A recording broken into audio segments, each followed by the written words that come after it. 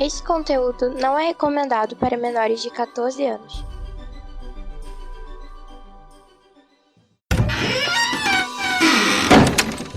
Bienvenue à Omega. Welcome to Omega. Bienvenido alla Omega. Omega ni yokoso. Irashaimase. Benvenuto in Omega. Benvingut all'Omega. Benvenuti su Omega. Welcome in the Omega. Bienvenido alla Omega. Benvingut all'Omega. Seja bem-vindo ao Omega! Sejam bem-vindos ao Omega Cast. Bem-vindos ao Omega Cast. Seja bem-vindo ao Omega Cast. Bem-vindos ao Omega Cast. Sejam bem-vindos ao Omega Cast, onde a diversão e a loucura são levados aos limites.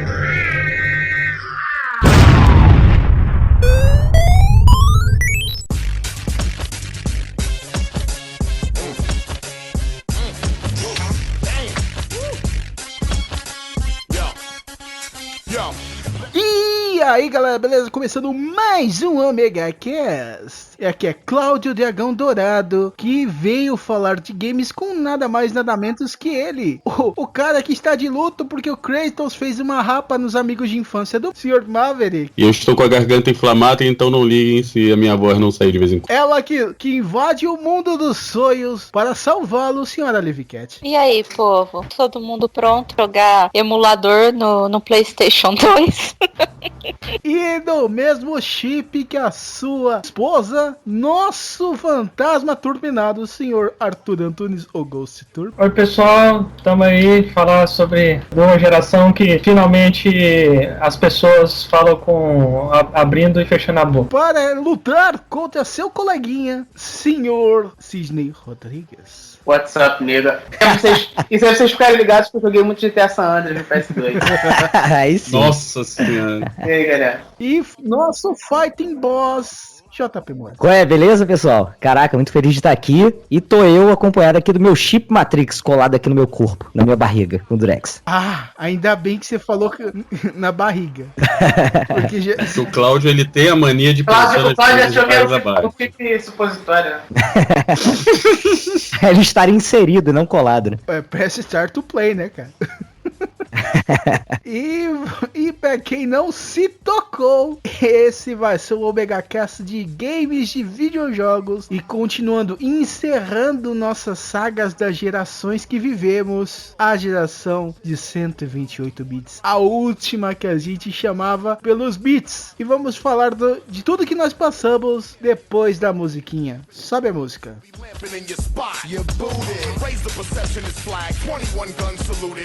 Essa geração 128 bits tem a galera que começou por ela, ainda já encheu do saco, né? Os famosos geração PlayStation. E vocês, nessa geração, onde vocês se situavam? O que vocês tiveram? Sidão, qual que você tinha? Cara, essa época pra mim foi a época de ouro, porque eu trabalhei em locadora, né? Então eu jogava todos eles. Até o Xbox? Cara, joguei Xbox One, joguei GameCube, joguei Dreamcast. Cara, joguei todos eles, porque tinham todos eles na locadora. Mas assim, obviamente eu joguei mais PlayStation 2, né, cara? E minha vida inteira foi jogar GTA no PlayStation 2. Desde o GTA 3 estamos aí na atividade. Vocês sabem que ele conta essa história pra justificar, né? A quantidade de console que ele tinha em casa, que senão é rico, todo mundo sabe disso. Aí ele fala que tinha na locadora, não sei o que, pra pagar de humilde, mas tudo era na casa dele, cara. Então, na locadora. Ele não falou que era na particular. É verdade. É como ele chamava a salinha dele de games, né? Quem me dera, cara. Tanto que não é nem locadora, era um L em vez do um loucadora. Só pra ele fazer a piada gringa. Eu sei de uma história que o Sidão trocou, inclusive, uma Mercedes 0 km dele por alguns games aí raros. Não, é verdade. Não vou contar quem foi que me contou isso, porque é sacanagem. O único Mercedes que eu dei foi o caminhão do lixo. Eu já peguei canal no caminhão do lixo mesmo. Quem nunca, né? E você, JP, nessa geração, qual que você teve? Cara, tive PlayStation 2. Só o PlayStation 2? Eu gostava muito do Dreamcast, né? Porque minha infância e início da adolescência ele sempre foi muito puxado pra Sega, mas joguei bastante Dreamcast até nas locadoras e tal, bastante Marvel vs Capcom 2, sabe? Esses jogos que eram bem bacanas assim no 128 bits, mas o que eu tinha em casa mesmo era o Play 2, né? Que aí mergulhei até no mundo da pirataria, gravação de DVD, baixar o User Torrent e tudo mais, né? Chafurdado na lama. Criminoso! gostoso! Baixar o Torrent e gravar pelo álcool. Pô, maravilhoso, cara. Sim, era o álcool ou então tinha um outro também que era DVD Decrypter. Também era batata da certo. Era muito bom. Ai, cara, é muito bom. E você, Arthur? Cara, eu fui ter meu PlayStation 2 quando já existia o PlayStation 3, né? Antes disso, eu cheguei a pedir emprestado um PlayStation 2 na minha casa. Levei pra casa lá. Inclusive, o cara, ele era daquele pessoal mais nostálgico que não acreditava que os jogos mais novos prestavam. E sempre existe, né?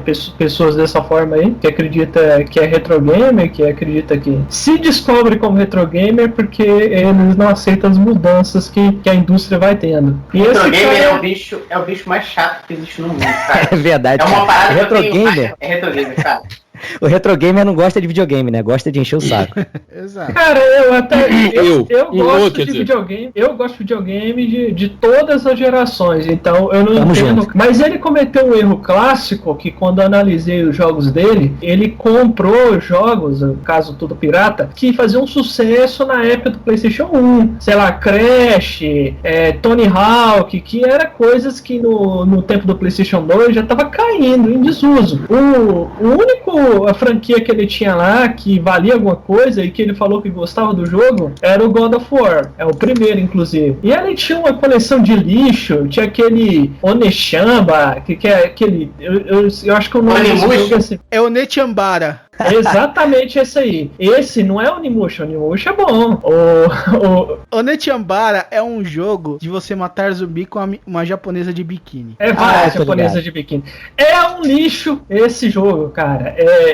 Enfim, ele tinha uma coleção de uma lixaiada. Então eu entrei na internet na época, baixei vários jogos lá que faziam sucesso realmente no PlayStation 2. E o meu trato com ele era o seguinte: ele me emprestava o PlayStation 2 durante um tempo, e aí os jogos que eu gravasse ficava pra ele.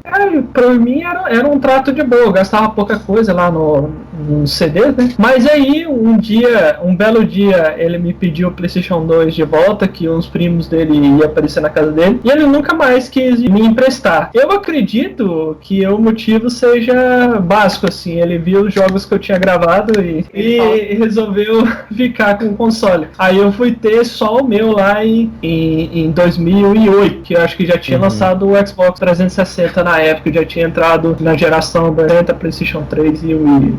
O Play 3 é 2006, né? Então... Exatamente, mas não tinha lançado ainda um dos melhores jogos do PlayStation 2, que é o Persona 4, que eu acho que lançou ainda. A Liv, não é a Liv? A Lívia é uma pessoa desprovida de videogames e a Lívia só joga no PS2 porque o marido dela tem um, então ela só começou a jogar quando ela casou. E ela também só joga se for pra jogar emulador de Nintendo 64. Não roda 64 não. Nintendo, Super Nintendo e Mega Drive. Tá. Como é que é o nome do jogo que eu gosto de jogar? É Final Fight. Então deve ser Super Nintendo. Exatamente. Como é o nome do jogo que eu gosto de jogar? Gosta pra caramba do jogo. Não, é porque, sei lá, eu joguei várias vezes com o Arthur já aquele jogo. E eu não lembro de eu ter jogado outra coisa no Play 2. Eu joguei outra coisa. Você jogou o Batman, Lego Batman? O Lego Batman? Não, Lego Batman a gente jogou no Xbox. Não, o Lego Piratas do Caribe a gente jogou no Xbox. É que os jogos são tudo a mesma porra, sabe? Então, às vezes você tá confundindo. Não, é porque eu achei que a gente ia jogar no Xbox o Lego Batman. Todos os jogos da Lego são muito bons, cara. Cara, eu tive um GameCube, que foi o primeiro videogame que eu comprei com o meu dinheiro, olha só. Caramba. Pior, eu não comentei isso. O Play 2 também. Eu trabalhava, eu fui lá e parcelei lá no cartão. Foi uma rescisão do último emprego. Maravilhoso. Cara, eu parcelei no boleto num negócio da Santa Efigênia, numa loja. Na Eletromic. Comprei no sacão preto, não vem nem com caixa. Comprei lá no Camelô, não vem nem com caixa. Dá uma conotação tão errada. Comprei no sacão preto, né? Caraca, veio o celular do antigo dono também dentro do saco. Ai, caramba. E o melhor, na época, meu irmão ganhou do meu pai um PlayStation 2. Aí tinha os dois lá em casa. Caraca, aí que maravilha. Nem me fala, tive jogos maravilhosos. Resident Evil. O jogo exclusivo pra GameCube? Sim, que eu joguei no Play 2 também. Quem lembra essa história? Era exclusivo. Era pra ser exclusivo, mas como o GameCube não vendeu tanto, É. perdeu a Não sei se eles pagaram. Eu não sei se eles pagaram, né, pra poder perder a exclusividade, né? Uma rescisão, alguma coisa assim, ou se era esses contratos de exclusividade temporários, né? Tipo que tem Tomb Raider hoje em dia. Não. Esse de exclusividade quebrou mesmo. Uhum. Tanto que o problema desse jogo, eles nunca entraram em detalhes do o que aconteceu e por que isso aconteceu, mas essa foi a gota d'água pro Shinji Mikami sair daqui. Eu, como nessa época já era pai, com isso eu já tinha dado o PlayStation 1 para as crianças. Quando eu comprei o Play 2, nós compramos com o Ace Combat, né? Eu quis comprar o Ace Combat. E muita gente falava que o Ace Combat ele não rodaria em outras plataformas, mas eu acho que rodou, cara. Eu não lembro que o mais velho, que mora em Miami, numa das vindas dele, ele perguntou se as crianças já estavam com o Play 2, ele trouxe uma case com, acho que 30 e poucos ou 40 e poucos CDs originais para as crianças. Porra, aí sim. Isso que é o irmão mais velho. E se não, cara, o que você jogou no seu Play 2? Entre aspas, cara, né? Calma, vamos lá. Eu trabalhei na locadora entre 99 e 2002, 2003, né? Então peguei bem início todos esses videogames ali. Cara, a gente jogava muito Winning Eleven nessa época, Winning Eleven 7 e 8, e eu organizava campeonatos, né, pra locadora. Cara, joguei muito Winning Eleven, assim, horas incontáveis, mas Winning Eleven é aquilo, né, só amistoso. Cara, eu joguei, 3 GTAs, eu lembro que eu joguei o GTA 3, que eu curti, porque, assim, era um primeiro jogo desses de grande, assim, de mundo grande, em 3D e tal, eu curti jogar, porque na época eu não tinha jogado Mario 64 ainda, então essa foi acho que foi uma das primeiras experiências que eu tive com um mundo grande, assim.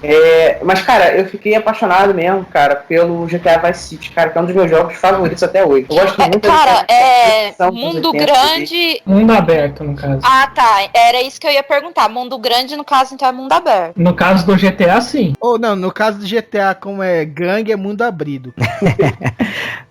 Mas ter um mundo grande não quer dizer que ele seja um mundo aberto, né? O conceito de mundo aberto é que você pode ir e vir pelos lugares e tal, né? Pelo mapa todo. Então, mas você pode ir e vir e o mapa pequeno. Também, tem muito disso. O GTA retratava uma cidade, né? Com prédios, com pontes, você podia andar pela cidade inteira, conhecer a cidade e tal. Mas, cara, o que foi feito pra mim no GTA Vice City é algo único, tanto que você não tem nenhum jogo da série GTA que vivencia, né? Que tem essa mesma experiência, né? De você viver nos anos 80, daquela roupa meio esquisita, eu dirigi aqueles carros que hoje em dia são ícones. Cara, eu joguei muito, eu zerei ele umas 2, 3 vezes, eu acho que umas 3 vezes, cara. Cara, eu só não zero esses GTAs antigos por causa daquelas missões. Tem aquela missão do helicóptero, no San Andreas tem aquela missão do aviãozinho, entre outras também. Mas realmente o Vice City, ele é um jogaço, assim, questão de ambientação, eu ainda acho que é o melhor. Esses tempos eu tentei jogar ele e já tá um pouco datado, eu acho. A jogabilidade dele é bem datada. A movimentação do personagem, cara, aquela movimentação tanque e tal, aquilo já datou bastante. E ele tem vários problemas, assim, que hoje é complicado jogar ele, mas aquela ambientação de Scarface, em Miami, praia, cara, eu acho única, assim, e eu acredito que o GTA deveria investir mais nesse tipo de ambientação. E, cara, eu joguei muito também o GTA San Andreas, porque aí sim você tá falando de uma cidade, né? A Los Santos, ela é, tanto quanto o próprio personagem principal, ela é um personagem também, a cidade, né? Tudo que acontece nela, as pessoas que estão nela, e acabou influenciando muito o que é o GTA hoje, né? Acho que hoje é bem difícil eles voltarem para uma temática mais fechada, sabe? Como foi o GTA Vice City, porque eles precisam agradar mais públicos, tanto que no 5 tiveram 3 personagens para você poder viver 3 histórias diferentes, 3 perspectivas diferentes e tal. Eu acho que esse é o caminho que ele vai tomar de hoje em diante, eu acho. Eles poderiam fazer um negócio, às vezes um projeto menor, pegar, sei lá, fazer um remake do Vice City com a engine do GTA V. Eu ia achar massa. Né? Tem uns mods aí, né, que melhoram o gráfico e tal. Mas é questão daquele negócio de tirar a jogabilidade tanque, né, cara? Que a jogabilidade tá datada. Fogo, cara.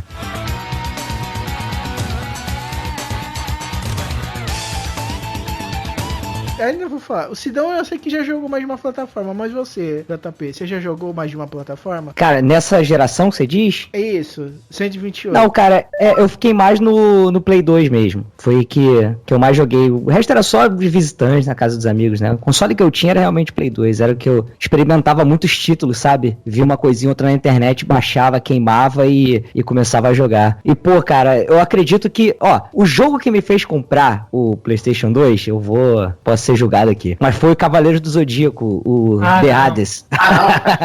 Não, esse jogo é muito ruim, velho, tá louco. Não, o Batalha o Santuário é horrível, o Hades... Cara, peraí, até eu que não quase joguei, achei esse jogo ruim, cara, que as crianças... Que isso, irmão?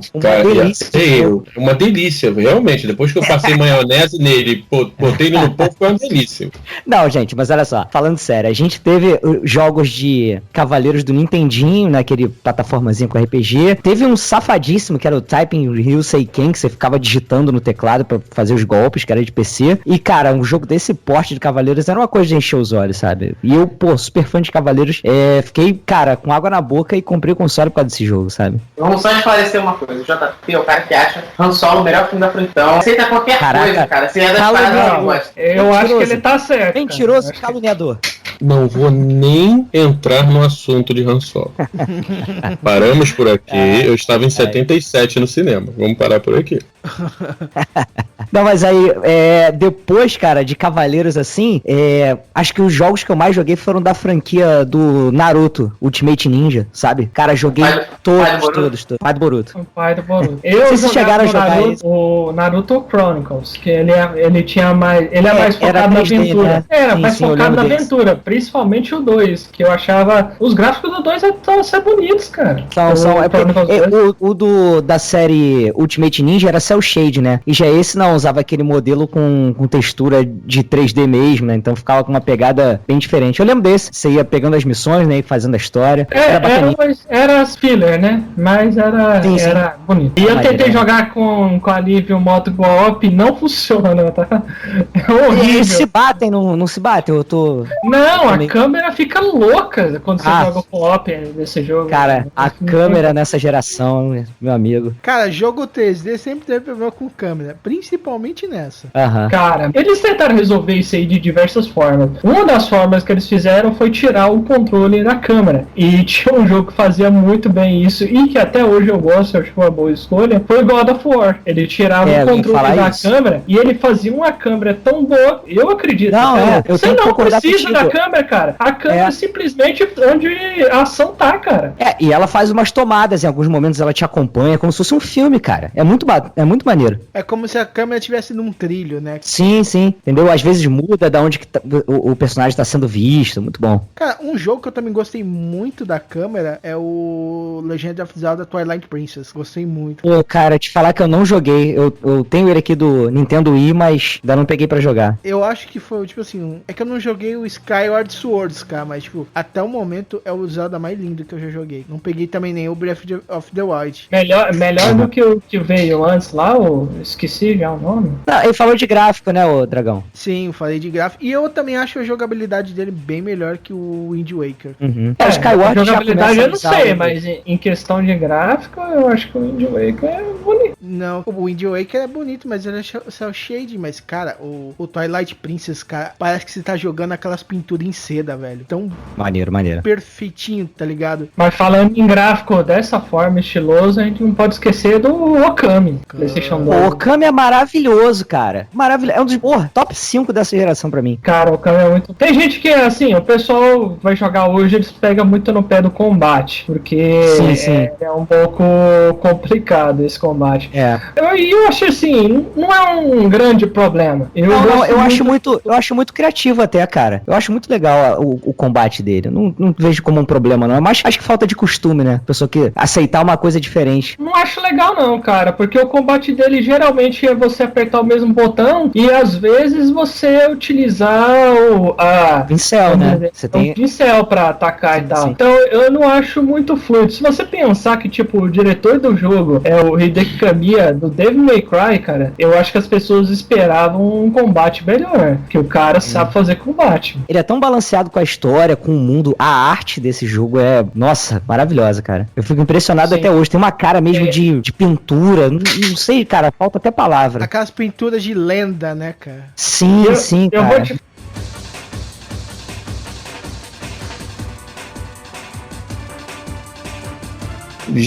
Geralmente quando eu vejo podcast sobre game, essas coisas, eu não vejo ninguém falar, mas eu vou ser obrigado a falar. Duas coisas que eu vi que se desenvolveram muito no Play 2 foram tanto o Ace Combat, né, porque se eu não me engano tiveram 2 ou 3 Ace Combat no Play 2, e os jogos de corrida, tanto como Need for Speed, Fórmula 1, que eram os jogos que eu jogava com as crianças, que eram os jogos de Mortal Kombat que eu jogava com eles.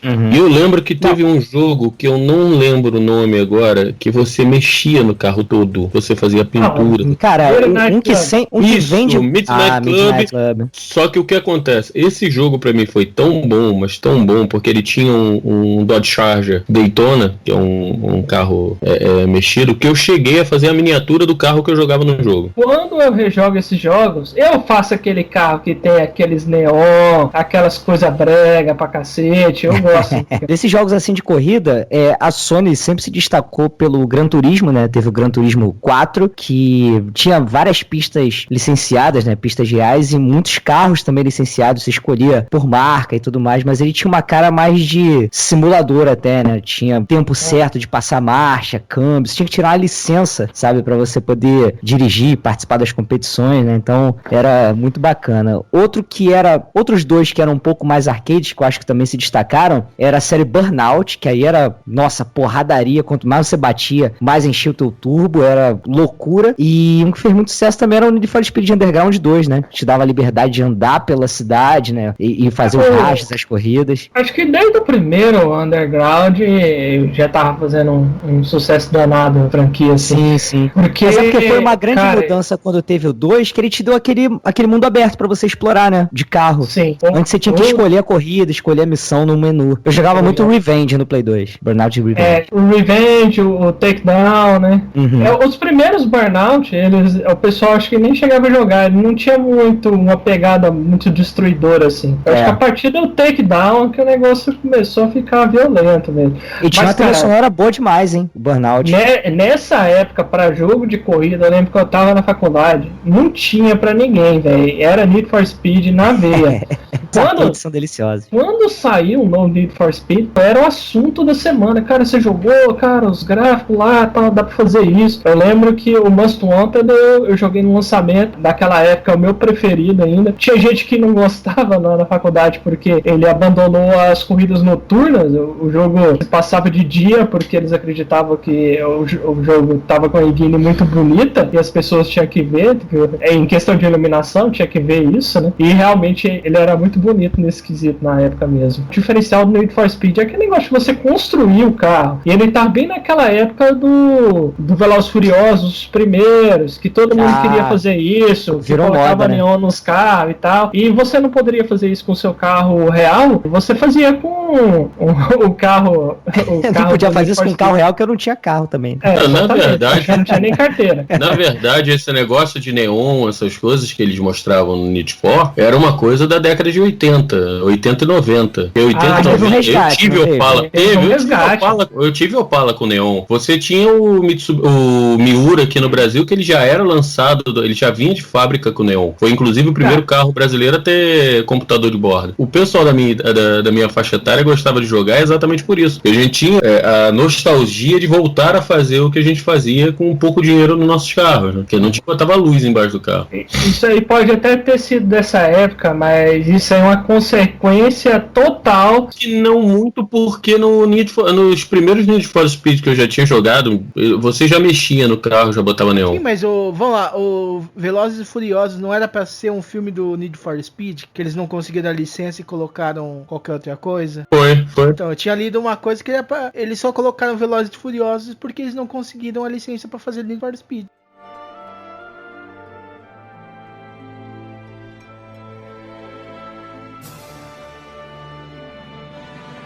Tem um jogo, galera, que eu acho que ele é meio obscuro, ele até teve uma continuação no Play 3, mas não tem muita gente que conhece, que é o Genji, Dawn of Samurai. Vocês conhecem esse? Genji, não, eu conheci. Dá uma de samurai? Dawn of Samurai.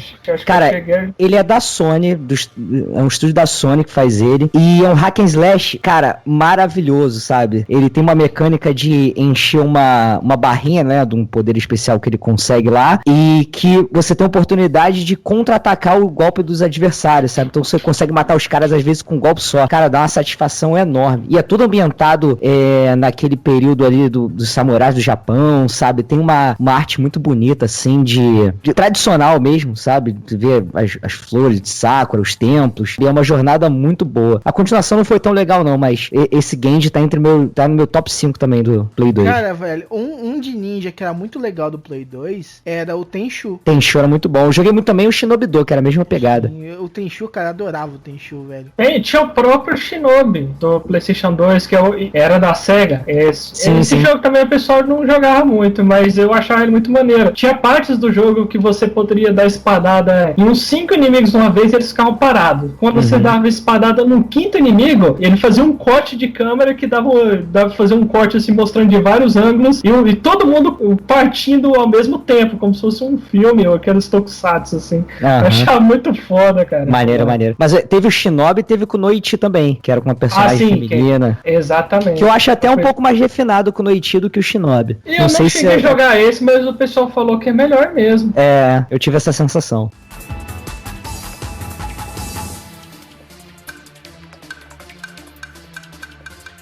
E, cara, qual foi o fanboísmo de vocês quando souberam de Battle Station Dawn? Caraca, eu descobri esse jogo sem querer e, cara, também baixei correndo, gravei. Cara, é uma loucura, né? Porque vamos falar a verdade, é um Super Smash Bros, só que de Dragon Ball Z, One Piece e Naruto. Exato, eu adorava, porque eu também já jogava muito o Smash Bros, que o Melee era até hoje um dos que eu mais gostei de jogar. Cara, que satisfação o Smash Bros com Dragon Ball e Naruto. Muito bom, cara. Ia liberando vários personagens. Tinha muita gente. Eu perdi a conta de quantas horas eu joguei nisso daí. Acho que tinha. E como ele... Cara, ele não veio pro Brasil. Então você tinha que pegar os negócios... Não veio pro Ocidente.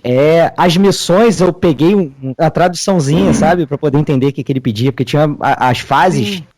não bastava você vencer, sabe? Você tinha que fazer uma determinada coisa. Às vezes, tipo assim, você tinha que jogar o inimigo sem cair. Sim.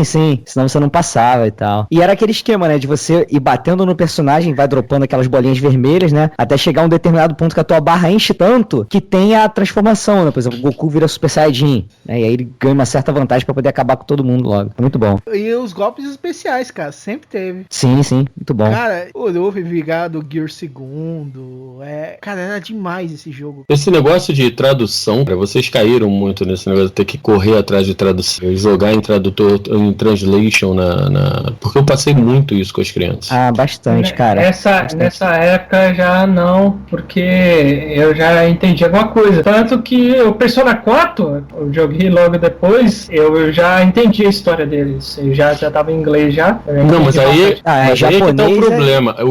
Meu problema era o japonês, porque como o Masa Murakami, que é meu cunhado hoje, o pai dos meus afilhados, ele nessa época ainda morava no Japão, quando ele vinha, ele trazia os jogos de Play 2 do Yamato Battleship, Gundam, Macross, essas coisas assim, e essas coisas eu gostava. Então o que acontecia? Eu e as crianças a gente ficava procurando como... Eu tirava foto da tela, tirava foto. Eu pegava a tela, escrevia mais ou menos o kanji, eu falava pro Murakami o que nego tava falando, botava o telefone na frente do Murakami pra ele poder me falar o que tava acontecendo, porque eu não entendia se vira nos 30, né?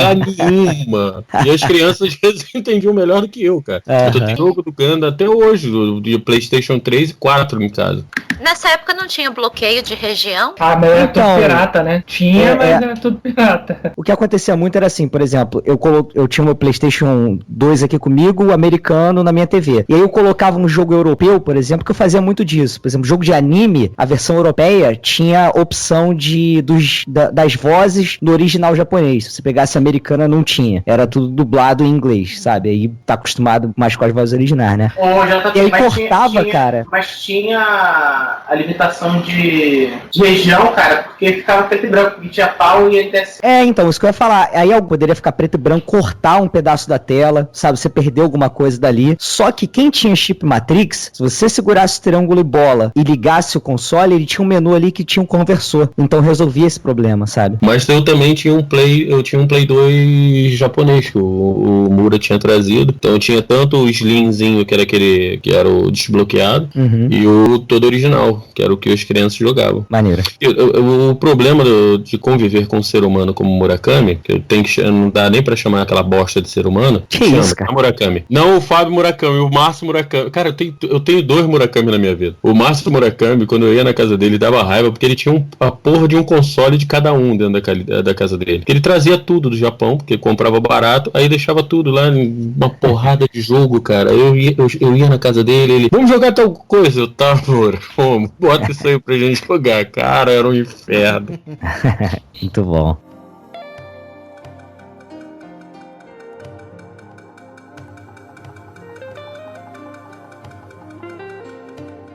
Na era do PlayStation 2 começou um gênero de jogos que eu comecei a gostar bastante, chamado Musou, né, cara? Quem nunca jogou Samurai Warriors e Dynasty Warriors? Ah, moça! Eu não gostava muito, não. Tinha aquele da Capcom lá, que depois virou anime, ou esqueci, Sengoku Basara. Sengoku Basara. Alguma coisa assim. Eu joguei os dois. Eu gostava mais. Eu acho que dava pra entender melhor o jogo. Eu não sei, eu tentava jogar os outros, assim, eu só morria e tal. O Sengoku Basara lá achava mais fácil jogar. Era toda a mesma coisa também, você batia na multidão e ficava aquela beleza.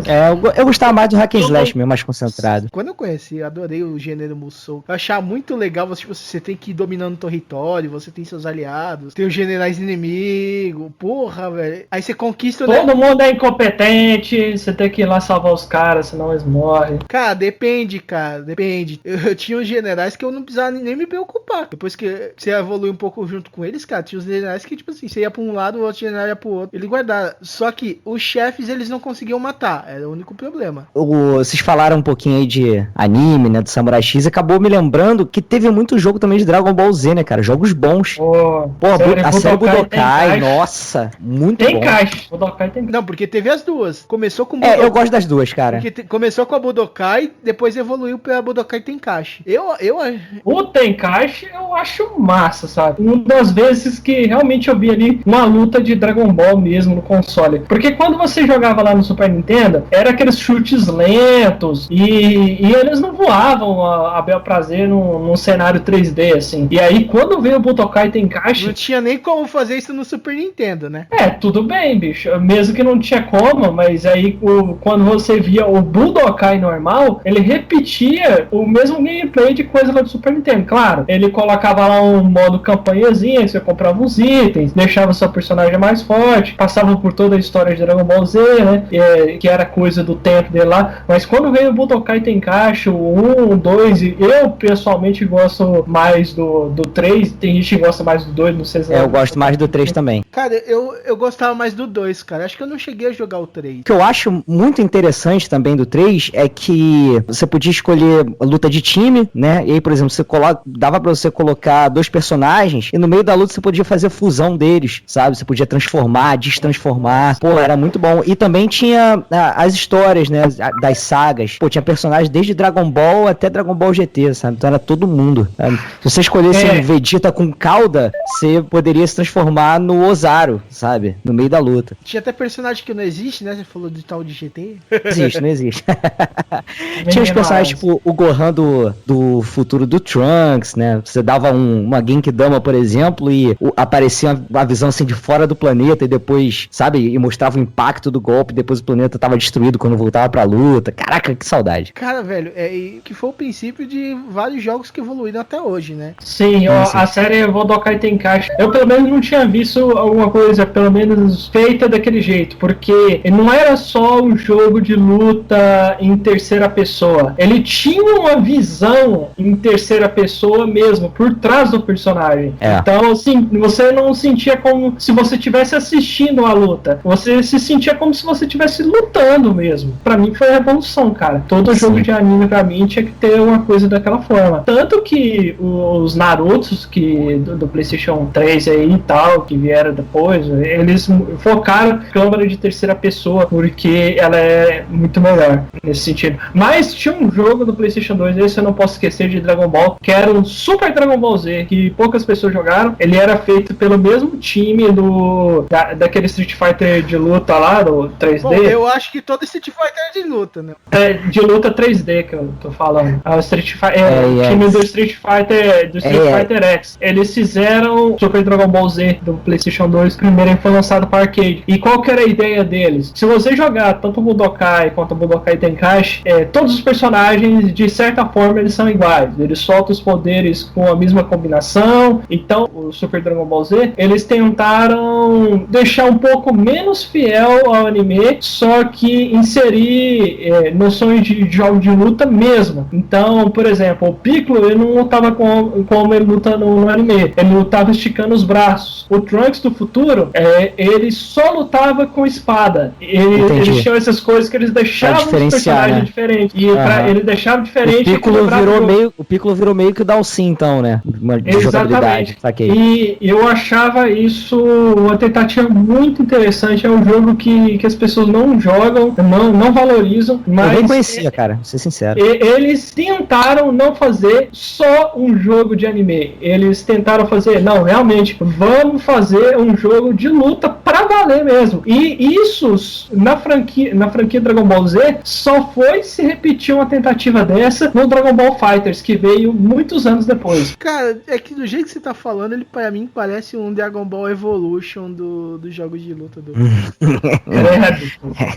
Cara, o Piccolo vindo do Dalsin, o Trunks saiu do Soul Calibur. Como assim? Aí, tipo, sei lá, se descaracterizar muito não fica tão legal, eu acho.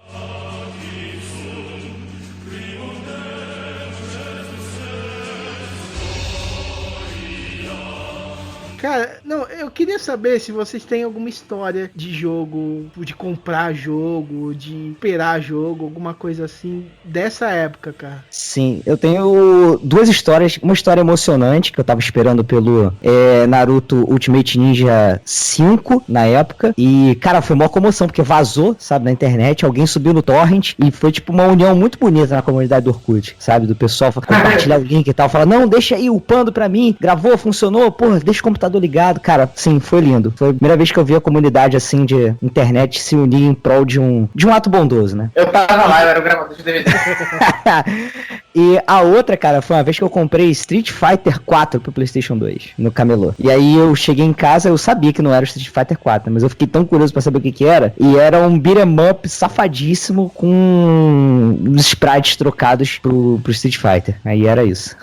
Que louco. Você tem alguma, Arthur? Eu frequentava fóruns na época. Aí o pessoal, tinha um cara lá, fórum de anime. Aí ele falava assim, cara, acabou de sair um tal do jogo aí, Persona 4. E aí, eu já tinha meio que sabia dele, porque eu tinha tentado jogar ele uma vez, aí eu ouvi outra pessoa falando que era legal, e eu tentei jogar de novo, e pra mim não era pra mim, e aí esse cara falou assim, joga 5 horas. E vamos falar sério, quando você pede pra alguém jogar 5 horas de jogo, é uma dedicação do cacete, até você descobrir que o jogo é bom. Tem jogos que você zera ele com 5 horas, 5 vezes, assim. Vamos dizer, o tempo básico de um jogo hoje em dia é umas 15 horas. Então dava pra chegar ali entre 30% e 40% no jogo. Depende do tipo de jogo, né? RPG nunca foi isso. RPG é foda, Exatamente. E eu acho que ainda hoje tem gente que não concorda, mas eu acho isso um problema no Persona 4, essas primeiras horas. Porque ele foca muito na história, muito pra te apresentar os personagens, o mistério que tá acontecendo, e ele não entra no jogo em si. assim, quando Parece, o jogo sabe o quê? passa- Do jeito que você tá falando? Parece, sabe aquele início de anime? Que a história não começa, fica apresentando pra caramba os personagens, o mundo, sabe? E demora pra engrenar. É meio que isso? Exatamente. Enfim, e aí eu fui jogar e realmente, depois que passou essas 5 horas, o jogo entra no combate dele, o jogo te entrega pro mundo dele, e aí você pode escolher o que você vai fazer, se vai fazer uma amizade com a pessoa, se você vai investigar o mistério que tá acontecendo, porque é um enredo muito bom, porque eu acho que o tema dele principal é o seguinte: ser o verdadeiro, a pessoa que é você, né, que dá o nome persona, que a persona lá da psicologia fala que coloca assim, a máscara que você coloca pra sociedade te ver, mas o verdadeiro eu mesmo, até você tem vergonha do que realmente você é. Então geralmente quando os personagens são tragados pra lá, eles têm que encarar a pior coisa deles, o que eles tentam esconder pra eles mesmos, a coisa mais mesquinha. Então eu acho um jogo muito foda nesse sentido. Então, cara, Persona, tanto Persona 3 quanto 4, eu não joguei o 5 pra falar ainda, mas eu não jogo se eu tenho mais vontade de jogar na vida, são jogos indispensáveis. Eu acho que mesmo se você não gostar de RPG japonês, você tem que dar uma chance pra Persona. Ele a imersão que aquele jogo faz de você viver a vida daquele protagonista, eu não conheço um outro jogo que faz uma coisa dessa forma. Então, Persona 4, joga esse troço, pelo amor de Deus. Olha aí, 5 horas, no mínimo. Sidão, você teve alguma coisa dessa aí? Eu tenho uma história de união que nem é do JP. Que o povo se uniu em prol de uma causa maior. Ah, tá bom. Então, cara, como eu te falei, a gente jogava muito Winning Eleven lá no trabalho. No trabalho, né? Quando eu trabalhava no computador. Eu trabalho, entre aspas, né? Vai lá. Cara, não tem culpa se eu ganhava pra me divertir. O home office dele. Bom, e aí o que acontece, cara? Teve uma época que a gente tava muita fissura, e aí a gente queria jogar o novo Winning Eleven, que tava pra sair, montar um campeonato, e a gente conseguiu uma versão, a versão que tinha saído no Japão, aquela versão J-League que sai toda em japonês. Só que o que acontece, cara? Vem tudo em japonês, né? Nome dos jogadores, inclusive. E, cara, a gente entrou num fórum, Caraca, baixou, você né? tá maluco. Cara, a gente entrou num fórum, Você tá maluco. imprimiu a porra toda e ficou revezando memory card pra todo mundo editar um pouco. No controle, sem teclado, tá maluco. A gente digitou todos os jogadores. Pode botar aí, cara, os 3 mil jogadores. Tá maluco, cara, tá maluco. Você tá muito tempo livre, porra. Não é possível. A gente editou e jogou um Vocês rejeitaram pra colocar Campeonato Brasileiro? Como é que foi? Não. A gente editou pra colocar o nome dos jogadores, porque o nome dos jogadores estava em japonês. Porque vinha com kanji, né? Ou hiragana, não sei, depende. Aí, tipo assim, a gente alguém colocou num fórum as escalações dos clubes, né? O nome ocidental do cara escrito. E a gente foi editando manualmente, nome é nome. Nessa época não tinha ainda Bomba Pet, né? Então. Bomba Pet, caraca. Bomba Pet salvou vidas. Bomba Pet era uma mania, cara. Tinha muita gente que comprava videogame só pra jogar Bomba Pet, mais nada. E conforme a temporada ia passando, a gente ia ajustando os status dos jogadores também, os estatísticos. Cara, lembrei agora de um jogo que... Porque o Winning Eleven, né, o Bomba Pet, eu tinha o multitap, né? Então dava pra jogar 4 pessoas ao mesmo tempo. E aí 2 pra cada lado no time, ou 1 contra 3, era bem maneiro. E tinha outro jogo também que funcionava, multitap, que era o Marvel Ultimate Alliance. Não sei se vocês jogaram esse, que era meio que um RPGzinho de ação com, muitos personagens da Marvel, assim. Saiu 2 pra PlayStation 2. O 1 e o 2 tinham pra PlayStation 2, tinha pra PSP também. O 2 o X-Men também, que era do mesmo jeito. Sim. Caraca, era um jogo muito gostoso, muito bom. O 2, inclusive, retratava a Guerra Civil, né? A visão da Guerra Civil e tal. Muito bom, cara. Muito bom de jogar mesmo. Eu achava bem repetitivo, tanto que o 2 eu dei pro meu primo CDD. E ele gostou, mas eu não gostei. Eu quero ver qual vai ser o jogo que vai retratar a Guerra Civil de 2019 no Brasil. O Lambo Fighters. Eu vi aquele G4 Brasil nessa época aí. Não sei se vocês lembram aí. Do Luciano Amaral, lembra? Exatamente. Mas eu lembro um dia eu assisti e era o lançamento de um dos jogos mais memoráveis do PlayStation 2. E quando eu vi, é aquele jogo que a gente não acredita no que a gente tá vendo. Aquilo ali realmente tá rodando no PlayStation 2. Eu vi um cara escalando um gigante. Shadow of the Colossus. Jogo louco, né, cara? Puta merda, bicho. É um jogo, assim, assim, eu não acho essa maluquice o melhor jogo de todos, mas sem dúvida um jogo excelente, assim. Sim.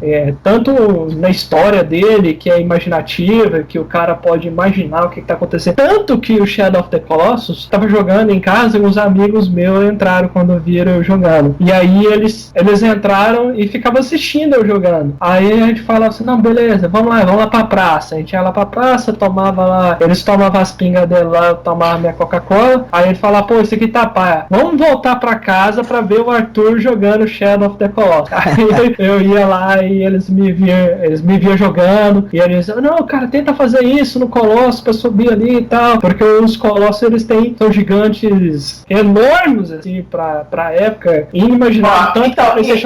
Então, mais ou menos, né, cara? Porque assim, você já tinha o God of War, não sabe? Não, cara, o God of War não tinha como. Você lembra lá o Colossus de Rhodes lá? Aquele chefe no começo do God of War 2. Ele também é grande. Só que é o seguinte, eles usavam um truque. Você via da barriga dele pra cima. O Shadow of the Colossus era o bicho inteiro. E você tinha que descobrir a fraqueza, pontos pra você escalar. O personagem cansa de ficar segurando por muito tempo, cai, sabe? Tem muita coisa bacana. Você tem que saber o ponto de descanso. Tanto que o PlayStation 2 não aguentava rodar o jogo, né? Rodava uns 15 frames por segundo, ali morrendo pra rodar o jogo. Mas mesmo assim, o pelo dos bichos, cara, você escalava o pelo dos bichos, batia o vento, o pelo deles lá, cara. Não é loucura aquele jogo, não tem quase. Como é que é o nome do cavalo que chama? Agro. Agro. Inclusive é uma égua. Égua. Não é cavalo, não é. É prima da Epona, então. Exatamente. Inclusive esse cavalo é muito interessante, porque ele é um cavalo que se movimenta como um cavalo de verdade. Ele não obedece exatamente os seus comandos. Ele tem um atrasozinho. Se você manda ele pra cima do Colosso na hora que ele tá pisando, o cavalo para, ele não quer tomar dano, entendeu? O cavalo ele tem medo, ele tem um certo medo, ele tem a própria inteligência dele, então você sentia realmente que você não jogava como um cavalo, você jogava como um cara que tava montando em cima do cavalo. Sim, na beira do penhasco ele dava uma paradinha assim, virava, né? É muito bom. Ele não pulava o penhasco. Não precisava ser penhasco, cara. Qualquer rochinha mais alta ele já não... Opa. Exatamente, podia fazer. Eu tive uma espera de jogo do final da geração. Pra quem sabe, eu sou muito fã da franquia Zelda, né? Cara, Twilight Princess, cara, foi o primeiro jogo que eu comprei no lançamento. Eu comprei original importado, cara, na semana do lançamento. Cara, eu gastei o meu primeiro 13º da vida comprando esse jogo, velho. Veio de onde? Veio dos Estados Unidos. Estados Unidos! Cara, velho, a espera por esse jogo foi agoniante. E ele chegou um pouquinho depois do Natal. Eu lembro exatamente, porque o pessoal não tinha gostado muito dos gráficos do Wind Waker. E quando a Nintendo mostrou, eu lembro de ter visto na Nintendo World, aquela primeira imagem, que era uma imagem do Link numa escada lutando contra o Ganon, se eu não me engano, ou um monstro qualquer lá. Aí você via aqueles gráficos mais realistas que parecia com o Majora Mask quando o Ocarina of Time. Mas nessa época o Link já era chamado de Link e ainda era chamado de Zelda. Até hoje, né? Até hoje ele é chamado de Zelda, mas o Link é Link desde o primeiro. O pessoal só lembra do Link quando é pra pedir o Link, né? Passa o Link. Ou quando ele sobe pra arrumar o fio elétrico, né? Porque é Link no poste. Mano, eu fiquei apaixonado por esse jogo assim que ele chegou. E eu pus no meu GameCube. No primeiro final de semana eu tive 36 horas de jogo. Caraca, maluco. Dormir pra quê, né? Exato, cara. Não, ele foi maravilhoso. Sabe qual foi a espera mais grata que eu já tive por um jogo? Foi essa. Caraca. A experiência de fazer final quando nem existia detonado desse jogo foi sensacional. Maneiro. Você descobrir, né, por você mesmo, né? Quebrar a cabeça pra caramba. GameCube tinha vários clássicos que o pessoal meio que ignorava. Tinha o Resident Evil 0, tinha o Resident Evil Remake, tinha o Star Wars, o jogo líder. Sim, cara, é muito... O Metal Gear Twin Snakes, que é o remake do primeiro Metal Gear. Tinha o Mario Sunshine, pessoal. Não, o Mario Sunshine é muito quebrado, cara. Não. Mario Sunshine era legal pra caramba, velho.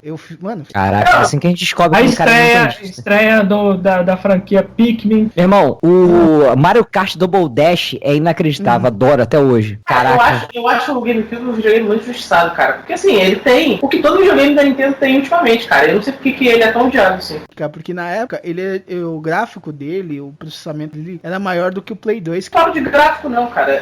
Eu digo assim, a estratégia da Nintendo é a mesma que ela faz com todos os videogames desde então. Sim. Quem eu conheço que teve o GameCube, adora até hoje, entendeu? Não, eu acho que a estratégia do GameCube foi muito parecida com o Nintendo 64 e parece que falhou mais ou menos da mesma forma, que eles usaram uma mídia que não era usada para mais nada, só pro jogo, enquanto tanto no PlayStation 1 usava a mídia de CD, que o pessoal poderia ouvir CD, quanto no PlayStation 2 usava o DVD, que o pessoal poderia ver DVD de filme. Então, e sem falar que a mídia de CD do GameCube tinha menos espaço do que o DVD. Mas, cara, deixa eu te perguntar, é um DVD menor?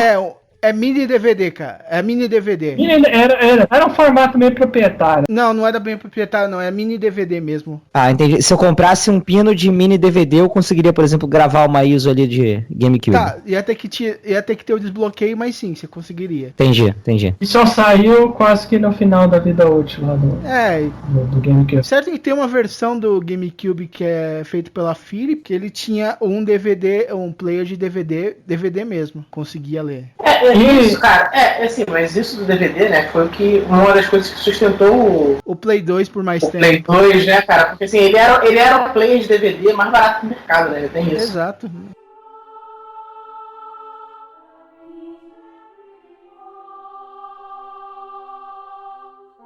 Vamos lá, mais algum jogo do coração que vocês querem falar? Quero falar do Harvest Moon Wonderful Life, do GameCube, porque não joga a versão do PlayStation 2, que é horrível. O GameCube é maneiro. Cara, Harvest Moon Wonderful Life é o jogo de fazenda mais megalomaníaco até ter lançado o Stardew Valley. Os personagens envelheciam, os personagens morriam, você podia casar, você podia ter um filho. Esse filho, ele ia ficar jovem e ia ficar adulto. E você, como personagem, poderia ficar velho também. Tipo um The Sims, né?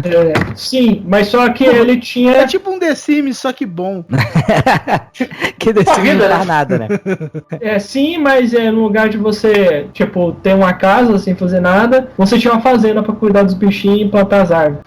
Aí, então... The Sims com mini fazenda. Exatamente. Justo. Eu lembrei de 2 jogos aqui muito bons que eu joguei bastante também. Um deles é o Battlefront 2 do Star Wars, que tinha uma jogabilidade muito boa, tinha tela dividida, dá pra fazer multiplayer local, sabe? E sei de muita gente que jogava ele online pela internet. Então, olha só, é um jogo que tem mais conteúdo que o primeiro Battlefront que lançou aí, só dizendo. Ah, sim, com certeza.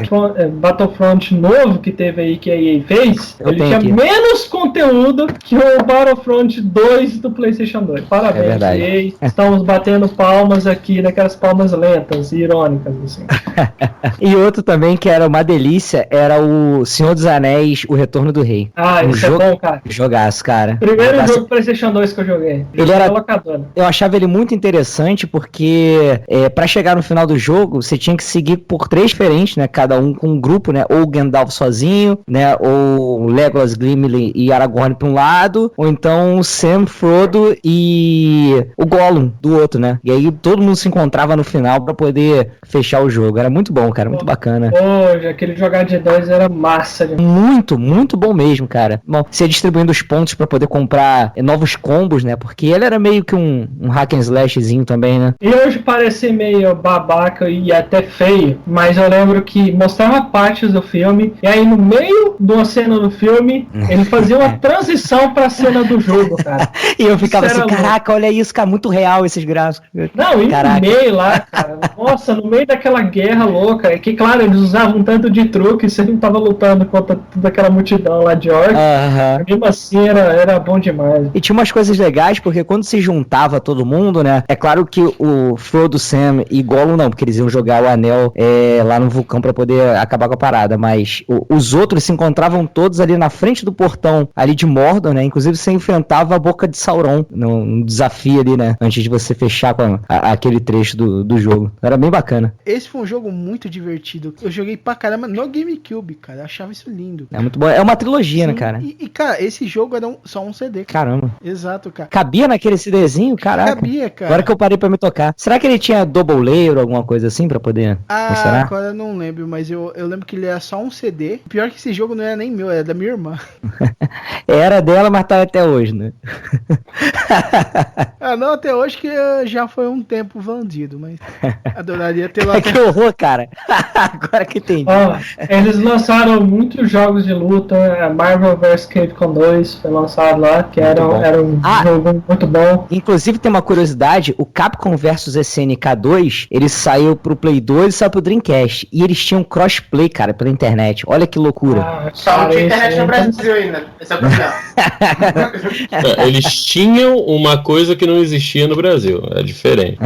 Nessa época, a internet no Brasil ela era tão boa quanto... Continua a mesma bosta. Eles tinham uma coisa que até hoje é muito difícil de acontecer, né? O Street Fighter V, ele tem o crossplay do PC com o PS4, né? Mas, cara, qual outro jogo de luta que tem isso até? Agora foi liberado do Fortnite, né? Aí, difícil, cara. Então, cara, precisavam dar muita porrada na Sony pra ela aceitar isso. Uma coisa que eu escutei muito você falar na época do Play 2, eu fiquei esperando, porque eu gostava do jogo, e depois eu descobri que era mentira, que iam fazer o lançamento do Killer Instinct 2 dentro do Play 2. Babaca que acredita. Porra, cara, Killer Instinct... O que eu escutei muito, e que seria também o Star Trek... Agora eu esqueci o nome. Você teria como jogar com qualquer frota, tanto Klingon como Romulana, como Vulcana, como frota da Federação, e também nunca vi essa até Alexandre. Boa! Alexandre Frota. Eu gostei, o JP entrou no espírito. Gosta. Pode cortar se você quiser, cara. Não, eu vou deixar. Eu vou usar isso contra você nos tribunais. Tá bom. E tinha também o jogo, acho que ainda é meu jogo de luta favorito de todos os tempos, Garou Mark of the Wolf. Jogaço. Esse jogo é massa. É um dos jogos mais equilibrados que eu já vi, com lutadores mais diferentes, assim. É muito louco, bicho. Eu gostaria de ver campeonato desse jogo até hoje. Então era o tipo de jogo que não dava problema no motor do leitor de CD, né? Ele era bem equilibrado, então ele ficava retinho lá, né? Igual prato de equilibrista. E a gente pode piorar, JP. Eu tô percebendo, cara. E também teve a trilogia Soul Calibur, que primeiro saiu lá pra Dreamcast, e depois saiu Soul Calibur 2 e 3. Acho que eu já joguei no PlayStation 2. O 3 eu joguei bastante no 2 também. Tinha inclusive um modo de personalização bem completo, dava pra fazer uns personagens, que tava na cara, sabe? Tipo cabelo do Goku, sabe? Tinha muito disso. Cara, se eu não me engano, esse foi o Soul Calibur, o 3, na versão do GameCube tinha o Link e do Play 3 tinha o Kratos. Eu não sei se tinha o Kratos o Kratos eu não tenho essa lembrança não, cara. O do Kratos tinha, eu acho que era pro PSP. O Soul Calibur do PSP. Faz todo sentido, né? Combina bem com o universo. Cara, isso foi o princípio, depois pra eles lançarem o Soul Calibur 4, o Yoda e o Darth Vader, né? Como eu não conheço o Calibur, mas era o Link mesmo? O Link mesmo. Porque o Soul Calibur é um jogo de luta, mas com armas. Com espada. Então o Link era perfeito. E uma pegada medieval também, né?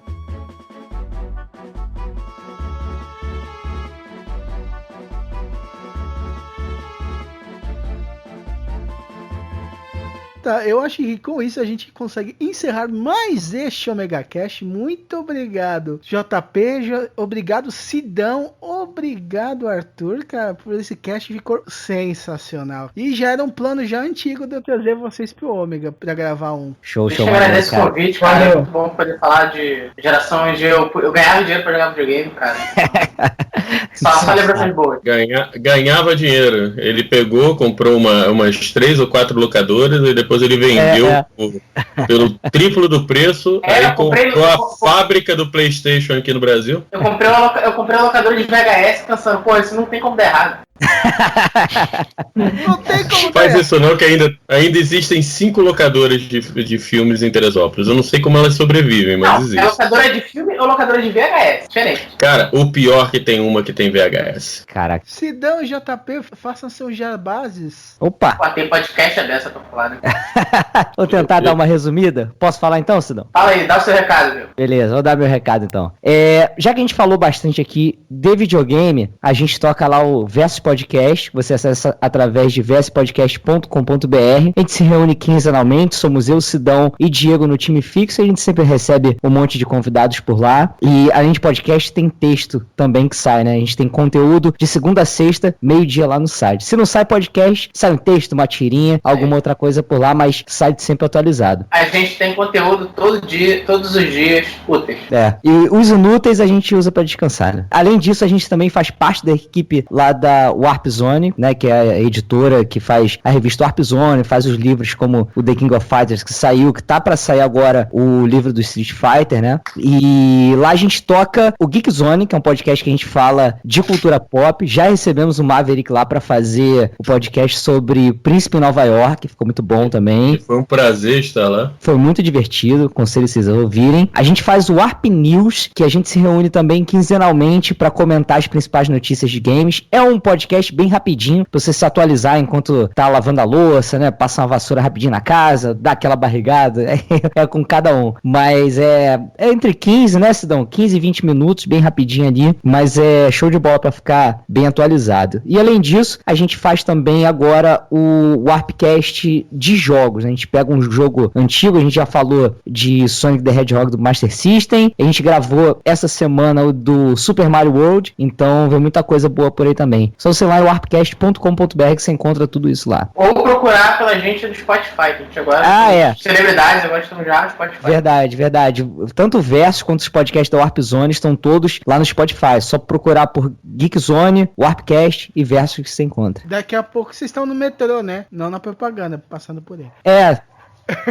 Arthur, qual que é o seu jabá? Então, eu tô lá com um canal no YouTube lá, o Dimensão Interativa, que resolveu fazer um canal com roteiro, edição, não um canal de gameplay, mas um canal que faz um comentário tanto dos jogos quanto da indústria, quais são as pessoas que fazem os jogos, o que tá por trás do design deles, o que faz eles serem bons. Então vai lá, vê lá análises, notícias, comentários sobre a indústria lá em youtube.com/Dimensão Interativa. Então, encerrando esse Omega Cast, vocês gostaram? Você ouvinte, você maneiríssimo jogador da época, você começou com PlayStation 2, com PlayStation 1? Você teve algum jogo que a gente não citou, que a gente difamou aqui? Comenta ali embaixo, isso. Vai lá em cima também, lá em cima tem a aba pra você mandar o e-mail pelo formulário. Você quer usar o seu e-mail? É fácil, é omegacast@omegastation.com.br. Entre em contato com a gente, vai ser divertido. Um Omega abraço, até a próxima.